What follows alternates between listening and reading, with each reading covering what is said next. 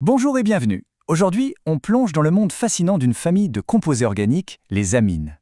De l'odeur caractéristique du poisson aux médicaments qui nous soignent, elles sont absolument partout. On va découvrir ensemble ce qui les rend si spéciales.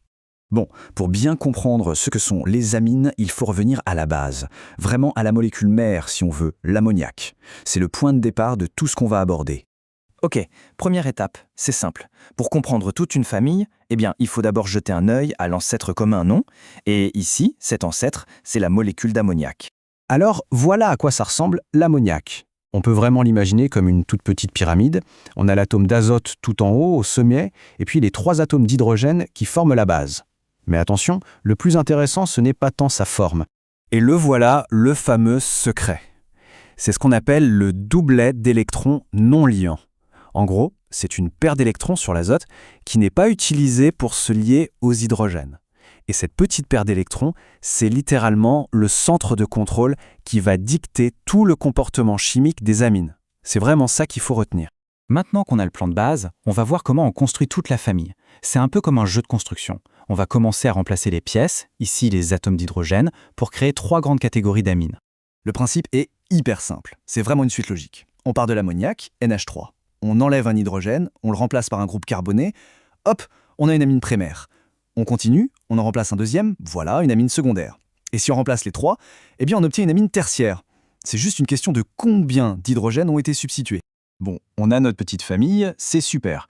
Mais maintenant, il faut bien leur donner des noms pour s'y retrouver, sinon c'est le bazar. Alors, comment on fait pour appeler chaque molécule par son nom ?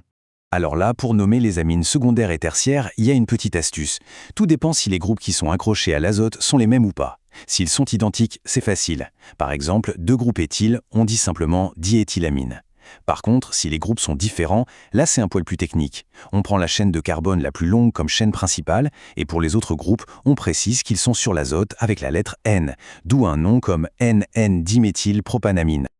Ok, on sait qui elles sont, comment les nommer. Maintenant, intéressons-nous à leur personnalité, à leurs traits de caractère. Qu'est-ce qui les définit? Comment se comportent-elles, que ce soit physiquement ou chimiquement?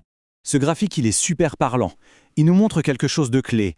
Les amines ont un point d'ébullition plus élevé que les alcanes de même taille. Pourquoi? Parce qu'elles peuvent créer entre elles des liaisons hydrogènes. Mais, et c'est là que c'est intéressant, ces liaisons sont moins fortes que celles des alcools. Résultat, leur point d'ébullition se retrouve pile entre les deux.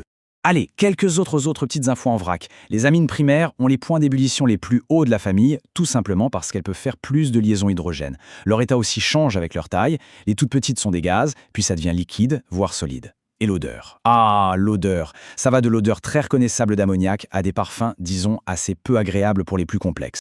Et on en vient toujours au même point. C'est vraiment le cœur du sujet. D'où vient toute cette réactivité chimique? Eh bien, toujours de lui. Le fameux doublet d'électrons non liants sur l'azote.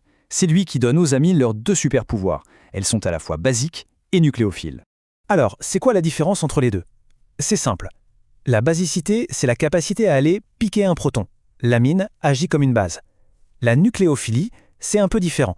C'est la tendance à utiliser son doublet d'électrons pour aller attaquer un atome qui, lui, manque d'électrons. 2 rôles distincts, mais qui partent exactement de la même chose. Ce doublet d'électrons qui est là, disponible. Regardez l'exemple le plus classique. Une amine mise dans l'eau. Elle va tout de suite capter un proton d'une molécule d'eau. Du coup, l'amine devient un ion chargé positivement et elle libère un ion hydroxyde, OH-. Et c'est cet ion qui rend la solution basique. C'est aussi simple que ça.